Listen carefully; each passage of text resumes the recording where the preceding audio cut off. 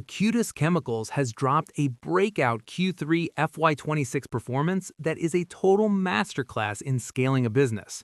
We're looking at record margins, raised guidance, and a massive pivot into high-value new verticals. If you're looking for smart investing insights, you need to see these numbers. Let's look at the 30-second snapshot. Revenue hit 393 crore, up 43% year-over-year, driven by a major CDMO ramp-up. But the real headline is the EBITDA margin, which exploded to 38.3%, a massive expansion from 25% just a year ago. This pushed net profit to 106 crore, marking their highest ever quarterly PAT. Looking closer at that top-line velocity, the 393.2 crore in revenue was primarily propelled by the high-growth CDMO vertical and steady momentum in pharmaceutical intermediates. Management is so confident in their healthy order book that they've officially raised their FY26 revenue growth guidance from 25% to approximately 30%. This is where operational leverage really kicks in. The EBITDA surged to 150.7 crore, representing a 1,330 basis point expansion in margins. Analysts note that this wasn't just luck, it was driven by a deliberate product mix shift towards specialized high-barrier molecules. Taking a quick look at the income statement metrics, EBITDA is up nearly 120%, and basic EPS has surged nearly 150% to 14.19 rupees. With a PAT margin of 27%, we are seeing exceptional flow-through from their operations straight to the bottom line. So, where is the money actually coming from? Advanced intermediates are the heavy lifter here, contributing 351.1 crore, which is up 47%.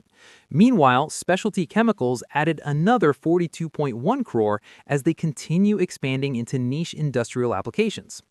Acutaas is aggressively moving up the value chain. They're transitioning away from legacy intermediates toward their current high-growth engines in CDMO and pharma.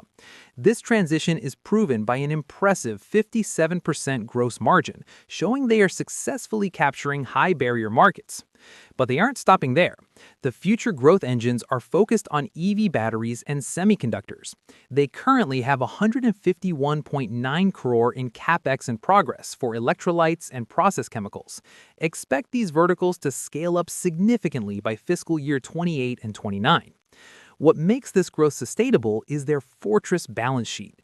They are virtually debt-free with a debt-to-equity ratio of just 0.01x. With 172.5 crore in cash reserves, they're fully funding this heavy investment phase through internal accruals without any financial stress. Their capital efficiency remains elite. They are reporting a 31.6% return on capital employed and a 26.3% adjusted return on equity. As the business scales, total expenses as a percentage of revenue are actually decreasing, showing true operating efficiency. For the valuation context, the PEG ratio sits at a very attractive 0.49x.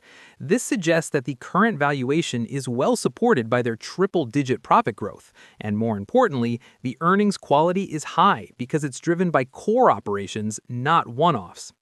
Of course, we have to weigh the risks. The bull case is strong, with high visibility and entry into high-barrier sectors. However, the bear case notes high concentration risk, with 86% of revenue tied to one vertical, alongside the execution risks that come with global supply chain volatility and large-scale CapEx. The final verdict? A constructive stance. Acutaas delivered a breakout quarter with record-setting profit and is successfully executing its pivot to high-margin CDMO. Their pristine balance sheet is now ready to fuel that next big expansion into semi and EV markets. Did you find this earnings breakdown helpful? If you want to stay ahead of the curve with smart investing insights, make sure to like, save, and share this analysis. Follow ZinvestZ for more deep dives into the markets. Thank you.